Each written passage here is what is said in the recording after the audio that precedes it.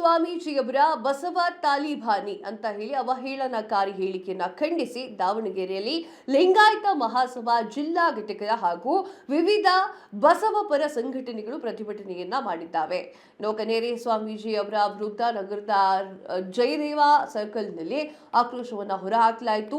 ಬಸವ ತತ್ವ ಮತ್ತು ಬಸವಣ್ಣನವರ ವಿಚಾರಧಾರೆಯನ್ನ ಅವಮಾನಿಸಿರುವಂತಹ ಒಂದು ಹೇಳಿಕೆಯನ್ನ ಯಾವುದೇ ಕಾರಣಕ್ಕೂ ಕೂಡ ಸಹಿಸೋದಿಲ್ಲ ಅಂತ ಹೇಳಿ ಎಚ್ಚರಿಕೆಯನ್ನ ನೀಡಿದ್ರು.